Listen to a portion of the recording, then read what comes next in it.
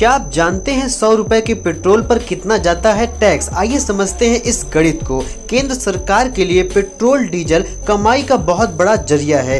केंद्र ने पिछले वित्त वर्षों में पेट्रोल और डीजल पर टैक्स से लगभग 8 लाख करोड़ रुपए की कमाई की है। रूस और यूक्रेन में जंग के बीच कच्चे तेल में बहुत ज्यादा कीमत भारी हुई है, जिसका असर भारत पर भी दिखने लगा है। भारत में पेट्रोल और डीजल के दाम पिछले 2 दिनों से लगातार बढ़ रहे हैं और बुधवार को भी 80 पैसे लीटर की बढ़ोतरी हुई है। तेल कंपनियों का कहना है कि कच्चे तेल में उछाल से मजबूरी में पेट्रोल और डीजल की कीमतें बढ़ानी पड़ रही। इस बीच देश के तमाम हिस्सों में पेट्रोल 100 रुपए लीटर से महंगा बिक रहा है। अनुमान लगाया जा रहा है कि आने वाले दिनों में बढ़ोतरी का सिलसिला लगातार जारी रहने वाला है। ऐसे में आम आदमी पर महंगाई बहुत तेजी से बढ़ने वाली है, लेकिन सरकार चाहे तो टैक्स में कटौती करके हमें राहत दे सकती है। इस बीच एक आंकड़ा सामने आया है जो दिखाता है कि पेट्रोल और डीजल की कीमतों में करीब 50% टैक्स होता है। कई राज्यों में ये आंकड़ा 50% को भी पार कर जाता है।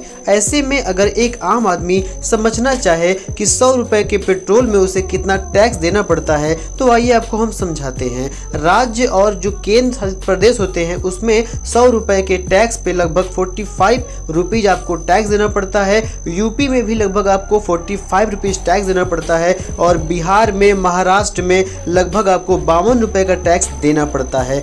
दिल्ली में लगभग आपको देना पड़ता है टैक्स 45 रुपीज का। गुजरात में होता है 44 रुपीज। मतलब अलग अलग राज्य में अलग अलग टैक्स है, लेकिन 45 से 50 रुपीज के आसपास आपका टैक्स यहाँ पे लगता है। उदाहरण के तौर पर अगर हम देखें तो दिल्ली में मान लीजिए पेट्रोल अगर 100 रुपए का है तो ग्राहक को लगभग 45 रुपए 30 पैसे टैक्स देना पड़ता है, जिसमें से 29 रुपए केंद्र सरकार के खाते में जाता है और 16 रुपए 30 पैसे राज्य सरकार को टैक्स के रूप में मिलता है। देश में सबसे ज्यादा पेट्रोल पर टैक्स महाराष्ट्र में वसूला जाता है। यहाँ पर 100 रुपए के पेट्रोल पर लगभग 52.5 रुपए टैक्स में जाता है। वहीं सबसे कम लक्षद्वीप में लगभग 34 रुपए 60 पैसे टैक्स के रूप में ग्राहक को देना पड़ता है। आपको बता दें, एक्साइज ड्यूटी केंद्र सरकार वसूलती है और वैट पैसा जो है राज्यों के खातों में जाता है। गौरतलब है कि केंद्र सरकार के लिए पेट्रोल डीजल कमाई का एक बड़ा जरिया है